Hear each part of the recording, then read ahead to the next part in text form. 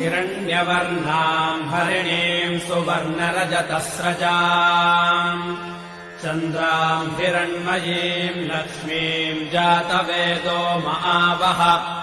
ताम् महावः जातवेदो लक्ष्मीमनपगामिनीम् यस्याम् हिरण्यम् विन्देयम् गामश्वम् पुरुषानहम् अश्वपूर्वाम् रथमध्याम् हस्तिनादप्रबोधिनीम् श्रियम् देवीमुपह्वये श्रीर्मा देवीर्जुषताम् कांसोऽस्मिताम् हिरण्यप्राकारामार्द्राम् ज्वलन्तीम् तृप्ताम् तर्पयन्तीम् पद्मे स्थिताम् पद्मवर्णाम् तामिहो बह्वये श्रियम् चन्द्राम् प्रभासाम् यशसा ज्वलन्ते श्रियम् लोके देवजुष्टामुदाराम्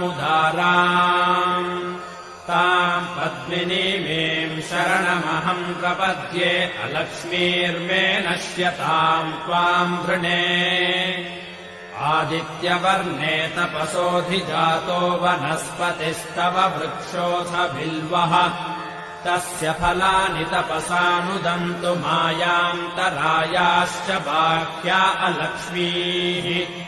उपैतु माम् देवसखः कीर्तिश्च मणिना सह प्रादुर्भूतोऽस्मि